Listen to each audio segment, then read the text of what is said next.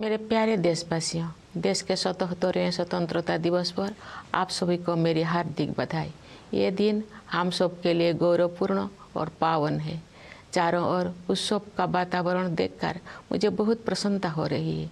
ये प्रसन्नता और गौरव की बात है कि कस्बों और गांव में यानी देश में हर जगह बच्चे, युवा और बुजुर्ग सभी उत्साह के साथ स्वतंत्रता दिवस के पर्व को मनाने की तैयारी कर रहे हैं। हमारे देशवासी बड़े उत्साह के साथ आज़ादी का अमृत महोत्सव मना रहे हैं। स्वाधीनता दिवस का उत्सव मुझे मेरे बचपन के दिनों की याद भी दिलाता है। अपने गांव के स्कूल में स्वतंत्रता दिवस समारोह में भाग लेने की हमारी खुशी रोके नहीं रुकती थी। जब त्रिरंगा फहराया जाता था तो हमें लगता था जैसे हमारी शरीर में बिजली सी दौड़ गई हो। देशभक्ति के गौरव से भरे हुए हृदय के साथ हम सब राष्ट्रीय ध्वज को सलामी देते थे तथा राष्ट्रगान गाते थे। मिठाइयाँ बांटी जाती थी और देशभक्ति के गीत गाए जाते थे जो कई दिनों तक हमारी मन में गूंजते रहते थे। ये मेरा सौभाग्य रहा है कि जब मैं स्कूल में शिक्षक बनी तो मुझे उन अनुभवों को फिर से जीने का अवसर प्राप्त हुआ। जब हम बड़े होते हैं तो हम अपने खुशी को बच्चों की तरह व्यक्त नहीं कर पाते, लेकिन मुझे विश्वास है कि राष्ट्रीय पर्व से जुड़े देशभक्ति की गहरी भावना में तनिक भी कमी नहीं आती है। स्वतंत्रता दिवस हमें ये याद दिलाता है कि हम केवल एक व्यक्ति ही नहीं है, बल्कि हम एक ऐसे महान जन समुदाय का हिस्सा है जो अपनी तरह का सबसे बड़ा और जीवंत समुदाय है। ये विश्व के सबसे बड़े लोकतंत्र के नागरिकों का समुदाय है। जब हम स्वतंत्रता दिवस समारोह मनाते हैं तो वास्तव में हम एक महान लोकतंत्र के नागरिक होने का उत्सव भी मनाते हैं। हमें हर एक की अलग अलग पहचान है। जाति, पंथ, भाषा और क्षेत्र के अलावा हमारी अपने परिवार और कार्य क्षेत्र से जुड़े पहचान भी होती है, लेकिन हमारी एक पहचान ऐसे है जो इन सब से ऊपर है और हमारी वो पहचान है भारत का नागरिक होना। हम सभी समान रूप से इस महान देश के नागरिक हैं। हम सबको समान अवसर और अधिकार उपलब्ध है तथा हमारे कर्तव्य भी समान है। लेकिन ऐसा हमेशा नहीं था। भारत लोकतंत्र की जननी है और प्राचीन काल में भी हमारे यहाँ जमीनी स्तर पर लोकतांत्रिक संस्थाएं विद्यमान थी, किंतु लंबे समय तक चले औपनिवेशिक शासन ने उन लोकतांत्रिक संस्थाओं को मिटा दिया था। 15 अगस्त 1947 के दिन देश ने एक नया सपेरा देखा।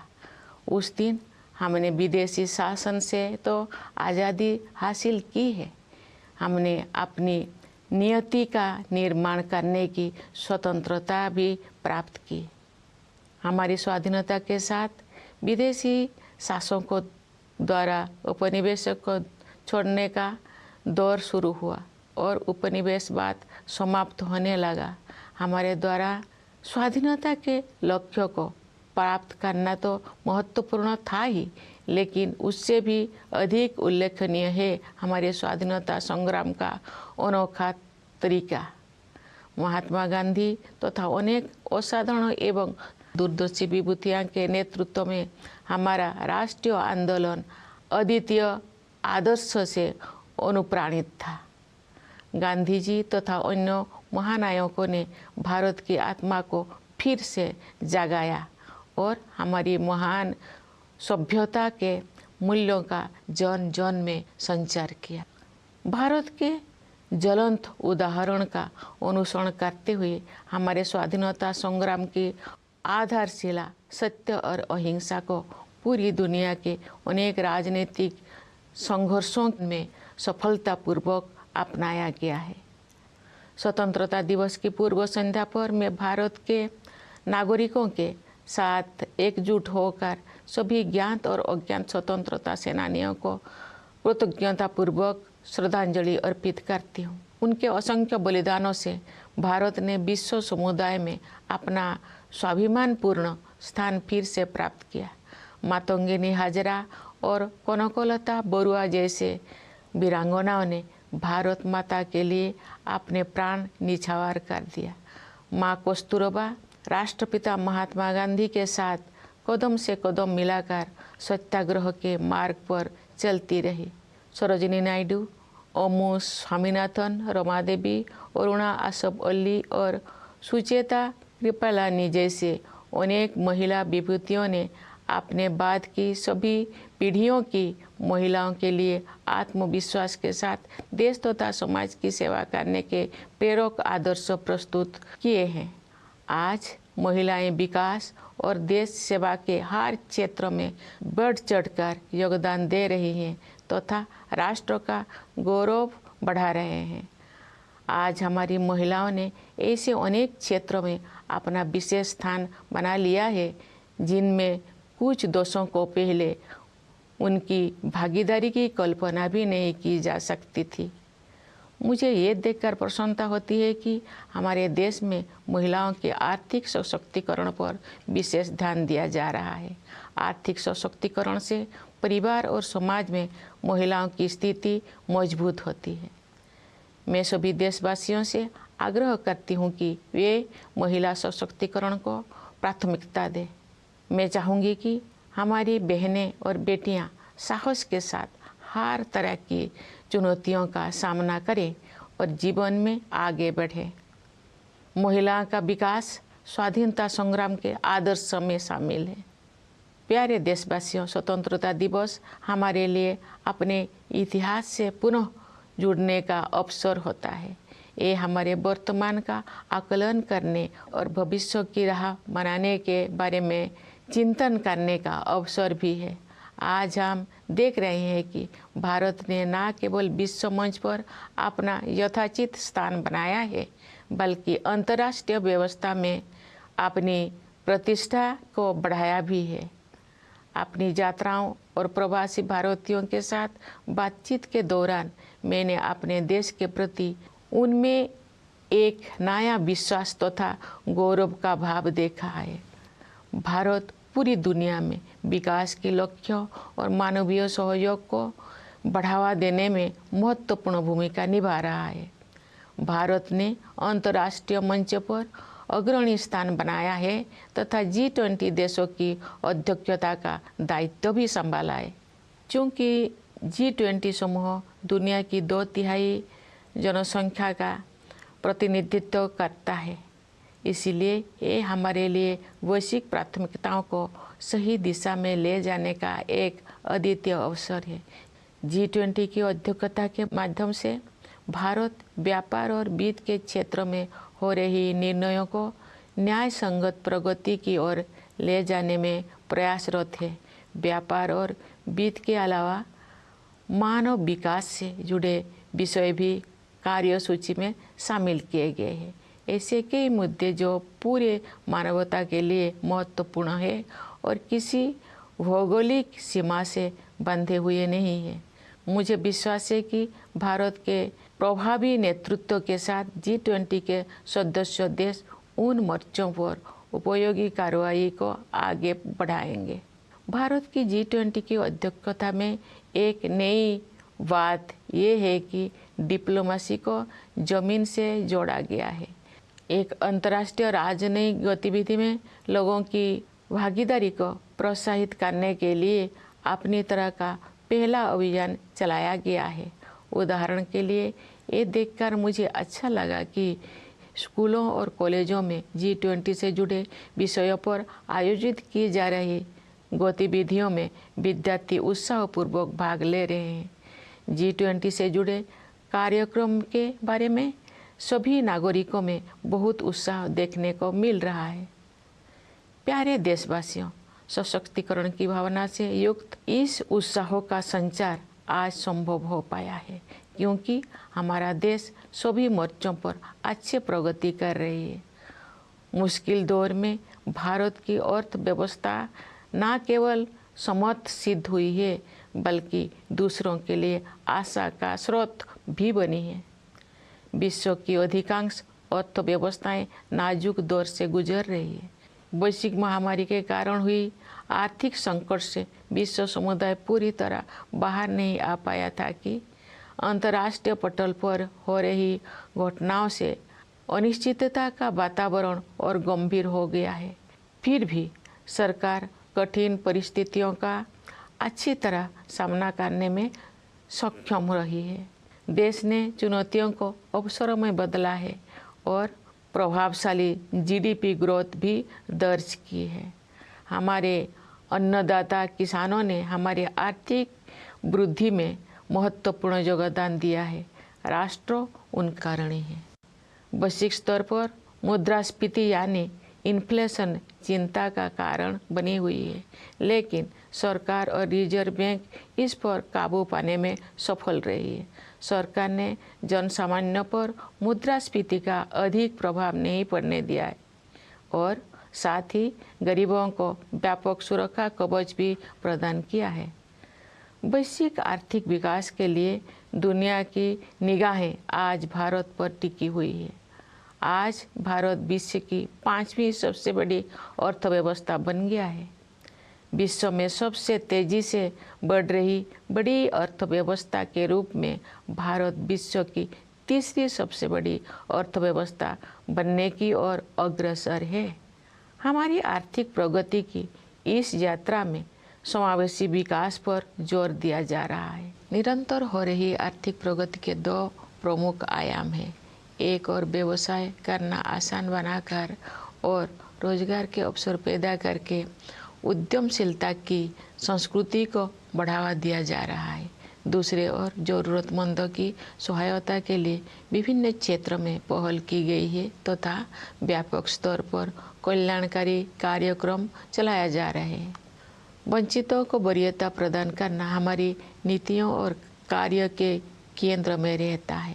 परिणाम स्वरूप पिछले दशकों में बड़ी संख्या में लोगों को गरीबी से बाहर निकलना संभव हो पाया है। इसी प्रकार आदिवासियों की स्थिति में सुधार लाने और उन्हें प्रगति की यात्रा में शामिल करने हेतु विशेष कार्यक्रम चलाया जा रहा है। मैं अपने आदिवासी भाई बहनों से अपील करती हूँ कि आप सब अपने परंपराओं को समृद्ध करते हुए आधुनिकता को अपनाएं। मुझे ये जानकर खुशी हुई है कि आर्थिक विकास के साथ साथ मानव विकास संबंधी सरकारों को भी उच्च प्राथमिकता दी जा रही है। मैं एक शिक्षक रही हूँ, इस नाते भी मैंने ये समझा है कि शिक्षा सामाजिक सशक्तिकरण का सबसे प्रभावी माध्यम है। बस 2020 की राष्ट्रीय शिक्षा नीति से बदलाव आना शुरू हो गया है। विभिन्न स्तरों पर विद्यार्थियों और शिक्षाविदों के साथ मेरी बातचीत से मुझे ज्ञात हुआ है कि अध्ययन की प्रक्रिया अधिक फ्लेक्सिबल हो गया है। इस दूरदर्शी नीति का एक प्रमुख उद्देश्य प्राचीन मूल्यों को आधुनिक कौशल के साथ जोड़ना है। इससे आने वाले वर्षों में शिक्षा के क्षेत्र में अभूतपूर्व परिवर्तन होंगे और परिणाम स्वरूप देश में एक बहुत बड़ा बदलाव दिखाई देगा। भारत की प्रगति को देशवासियों, विशेषकर युवा पीढ़ी के सपनों से शक्ति मिलती है। विकास के अनंत संभावनाएं देशवासियों की प्रतीक्षा कर रही है। स्टार्टअप से लेकर खेलकूद तक हमारी युवाओं ने उत्कृष्टता के नई आसमानों की उड़ान भरी है। आज के नई भारत की महत्वाकांक्षाओं के नई क्षितिज असीम है। भारतीय अंतरिक्ष अनुसंधान संगठन नई ऊंचाई को छू रहा है और उत्कृष्टता के नई आयाम स्थापित कर रहा है। इस वर्ष इसरो ने चंद्रयान 3 लॉन्च किया है, जो चंद्रमा की कक्षा में प्रवेश कर चुका है और कार्यक्रम के अनुसार उसका विक्रम नामक लैंडर तथा प्रज्ञान नामक रोवर अगले कुछ ही दिनों में चंद्रमा पर उतरेगा। हम सभी के लिए वो गौरव का क्षण होगा और मुझे भी उस पल का इंतजार है। चंद्रमा का अभियान अंतरिक्ष के हमारे भावी कार्यक्रम के लिए केवल एक सीढ़ी है, हमें बहुत आगे जाना है। अंतरिक्ष अभियान में ही नहीं बल्कि धरती पर भी हमारे वैज्ञानिक और टेक्नोलॉजिस्ट देश का नाम रोशन कर रहे हैं।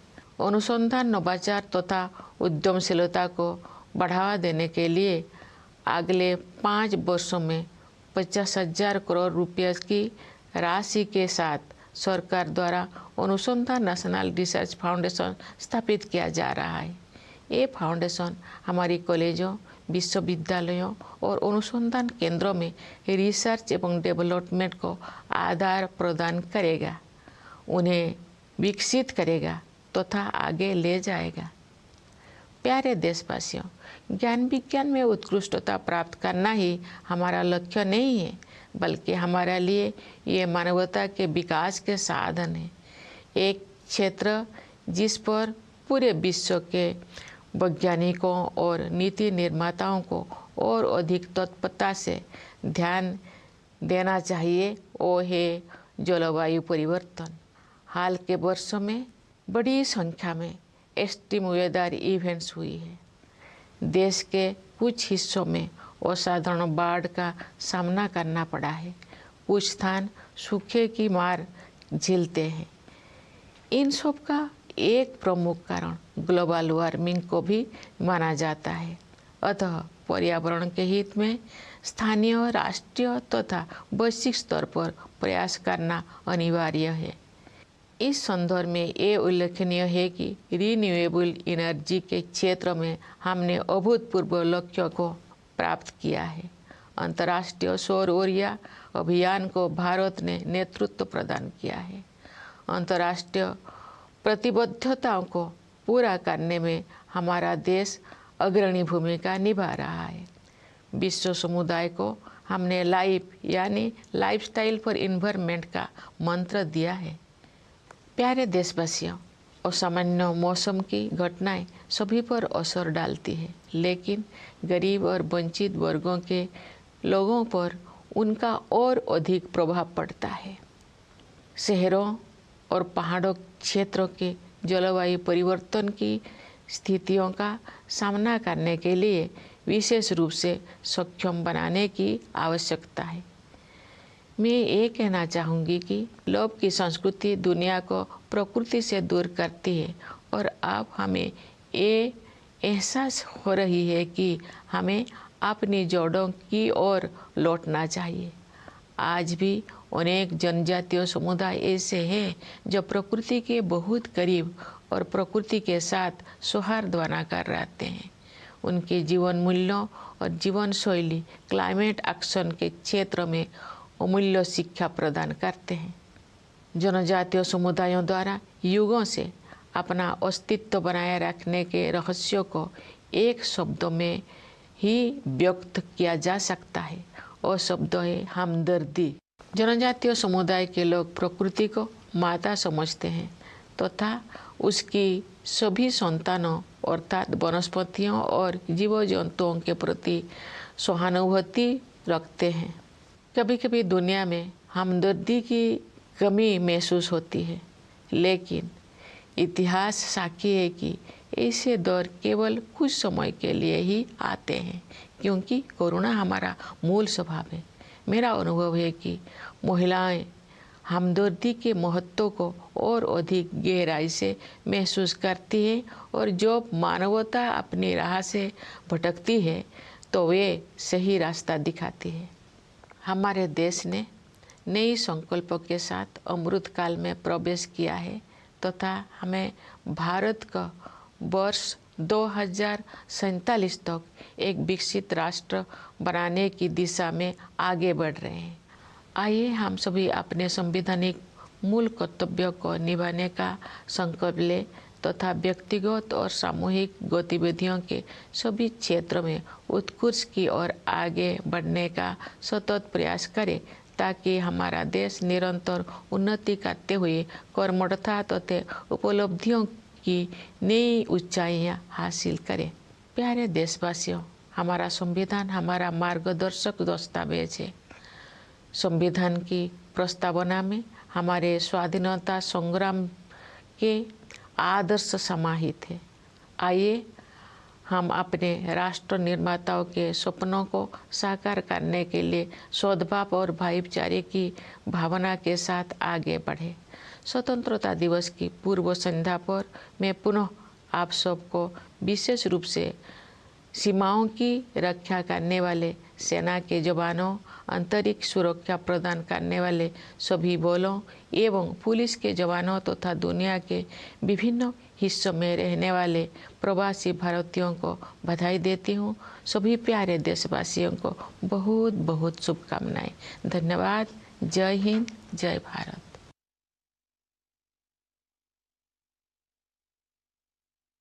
My dear fellow citizens, my heartiest greetings to all of you on our 77th Independence Day. It is a glorious and auspicious occasion for all of us. I am overjoyed to see that festivity is in the air. It is a matter of delight as well as pride for us to see how everyone, children, youth, and the elderly in cities and villages everywhere in India are excited and preparing to celebrate this festival of our freedom. The people have been celebrating Azadi Ka Amrit Mahotsav with great enthusiasm. Independence Day celebrations also remind me of my childhood days. We could not contain our excitement of participating in the Independence Day celebrations in our village school. When the tricolor was hosted, we felt an electrifying energy pass through us. With our hearts full of patriotic pride, we saluted the national flag and sang the national anthem. Sweets were distributed and patriotic songs were sung, which kept playing in our minds for many days. I was fortunate in having an opportunity to relive these experiences when I became a school teacher. When we grow up, we may not remain as expressive of our joy as children are, but I am sure that the intensity of the patriotic feelings associated with the celebration of national festival is not diminished at all. Independence Day reminds us that we are not merely individuals, but we are part of a great community of people. It happens to be the biggest and the greatest community of its kind. It is the community of the citizens of the world's largest democracy. What we celebrate on Independence Day is the fact that we are part of a great democracy. Each of us has many identities, apart from caste, creed, language, and region. We are also identified with our families and professions. But there is one identity that is above all. That is our identity as citizens of India. Each one of us is an equal citizen. Each one of us has an equal opportunity, equal rights, and equal duties in this land. But it was not always so. India is the mother of democracy, and since ancient times, we had democratic institutions functioning at the grassroots. But long years of colonial rule wiped them out. On 15th August 1947, the nation woke up to a new dawn. We not only own freedom from foreign rule, but also the freedom to rewrite our destiny. With our independence began the era of foreign rulers, withdrawing from many colonies, and colonialism drew close to its end.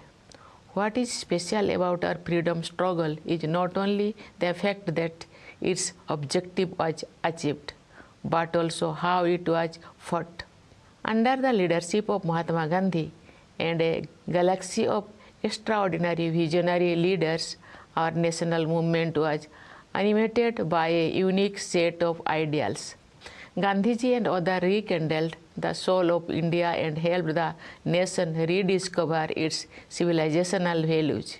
Following India's shining example, truth and non-violence, the cornerstone of our resistance, has been successfully employed in many political struggles around the world. On the eve of Independence Day, I join my fellow citizens in paying grateful tribute to the known and unknown freedom fighters whose sacrifices have made it possible for India to regain its rightful place in the Committee of Nations. Great women freedom fighters like Matangini Hajra and Kanakolata Borua laid down their lives for Bharat Mata. Ma Kasturba matched the father of the nation, Mahatma Gandhi, every step of the way on the difficult path of Satyagraha. Many great women leaders like Sarojini Naidu, Amu Swaminathan, Rama Devi, Aruna Asaballi, and Sucheta Kripalani had set inspiring ideals for all future generations of women to serve the nation and the society with self-confidence. Today, women are contributing extensively in every field of development and service to the country and are enhancing the nation's pride. Today, our women have made their special place in many such fields in which their participation was unimaginable a few decades ago. I am happy to note that the economic empowerment of women is being given special focus in our country. Economic empowerment strengthens the position of women in the family and society. I urge all fellow citizens to give priority to women empowerment. I would like our sisters and daughters to overcome challenges with courage and move ahead in life. Development of women was among the ideals of our freedom struggle. Dear citizens, Independence Day is an occasion to reconnect with our history. It is also an occasion to assess our present and reflect about our way forward. Looking at the present, we see that India has not only regained its rightful place on the world stage, but it has also enhanced its standing in the international order. During my visits and interactions with the members of the Indian diaspora, I have observed a new confidence in the India story. India is playing a crucial role in promoting developmental and humanitarian goals around the world. It has also assumed leadership of international forums, especially the presidency of G20. As the G20 represents 2/3 of the world population, this is a unique opportunity to help shape global discourse in the right direction. With the G20 presidency, India can nudge decision-making in trade and finance towards equitable progress. Beyond trade and finance, matters of human development too are on the agenda. There are many global issues that concern all humanity and are not limited by geographical boundaries. I am confident that with India's proven leadership in dealing with global issues, member nations will be able to advance effective action on these fronts. What is notable in India's presidency of G20 is the way this diplomatic activity has been taken to the grassroots. There has been a first of its kind campaign to encourage people's participation. It is delightful to see, for example, students enthusiastically participating in diverse contexts organized in schools and colleges touching upon the themes of G20. All the citizens are enthusiastic about events related to G20. Dear fellow citizens, this enthusiasm along with a sense of empowerment is possible because the nation has been taking great strides on all fronts. India's economy has proven to be not only resilient during turbulent times, but is also a beacon of hope for others. The world economy is passing through a delicate stage as the pandemic has been followed by international events that have added to the air of uncertainty. Yet, the government has been able to navigate the stormy waters very well. India has converted challenges into opportunities and has recorded high GDP growth. Our Annadata farmers have contributed significantly to our economic growth. The nation feels indebted to them. Inflation at the global level remains a cause for worry. But in India, the government and the Reserve Bank have managed to contain it. The government has succeeded in protecting the common people from high inflation, while also providing a more extensive security cover to the poor. The world looks up to India for global economic growth. The continued economic progress is driven by a two-pronged strategy. On the one hand, there is a sustained push to unleash the forces of enterprise by making it easier to do business and generate job opportunities.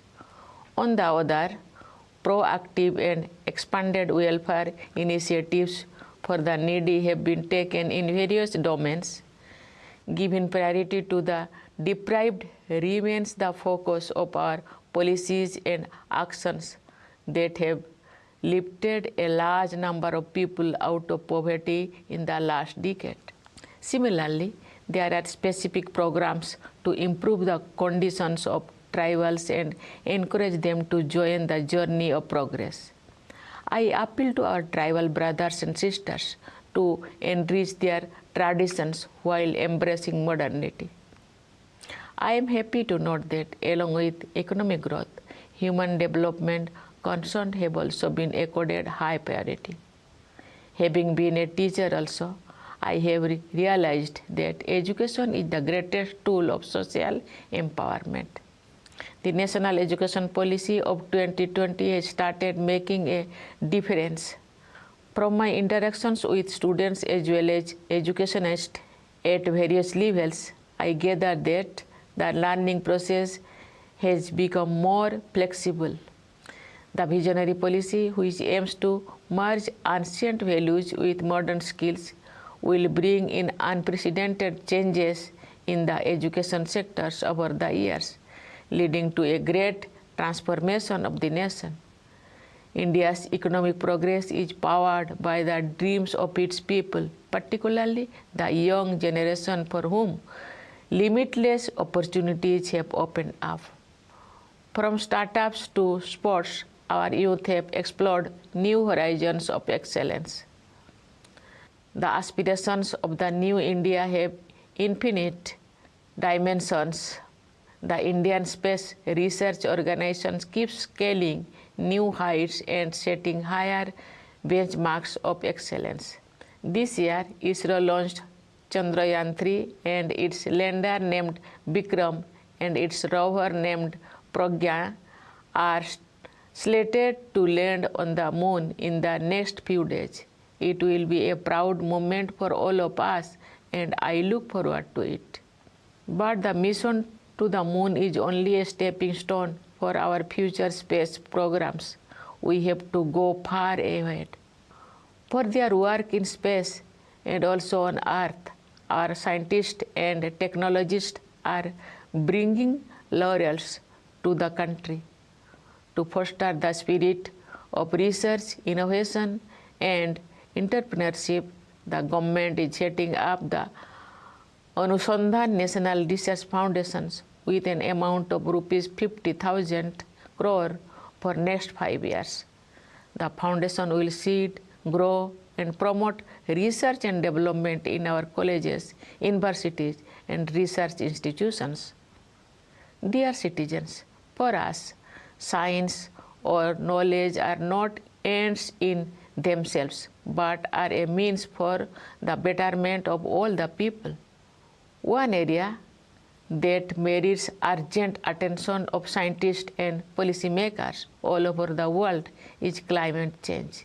We have faced numerous extreme weather events in recent years. Parts of India have faced extraordinary floods. At the same time, there are places facing drought. These events are also attributed to the phenomenon of global warming. Therefore, it is necessary to make efforts at the local, national, and global levels for the environment. In this context, it is noteworthy that we have achieved unprecedented goals in the field of renewable energy. India is providing leadership to the International Solar Alliance. Our country is playing a leading role in fulfilling international commitments. We have given the mantra of life, that is lifestyle for environment, to the global community. Dear fellow citizens, extreme weather events affect all, but their impact is far more severe on the poor and the marginalized. Cities and hilly terrains especially need to be made more resilient. The larger point here is that the culture of greed takes the world away from nature. We now realize the dire need to return to our roots. I know that there are still many tribal communities who live very close to nature and in harmony with it. Their values and lifestyle offer invaluable lessons for climate action. The secret of the survival of the tribal communities through ages can be summarized in one word. That single word is empathy. They have empathy for all Mother Nature's fellow children, flora and fauna alike. Sometimes, however, the world seems to be suffering from a deficit of empathy. But history shows that such periods are only aberrations, and kindness is in our fundamental nature. It is my experience that women have empathy in greater measure, and they show the way when humanity goes astray. Our country has entered Amrit Kal with new resolutions, and we are moving forward towards making India an inclusive and developed nation by the year 2047. Let us all take a pledge to perform our fundamental duty to strive towards excellence in all spheres of individual and collective activity, so that the nation constantly rises to higher levels of endeavor and achievement. Dear fellow citizens, our Constitution is our guiding document. Its preamble contains the ideals of our freedom struggle. Let us move forward with the spirit of harmony and brotherhood to realize the dreams of our nation builders. On the eve of Independence Day, I once again extend my greetings to you all, especially to our soldiers guarding the borders, jawans of the forces, and the police providing internal security, and to the members of our diaspora living in every part of the world. I convey my best wishes to you all. Thank you. Jai Hind, Jai Bharat.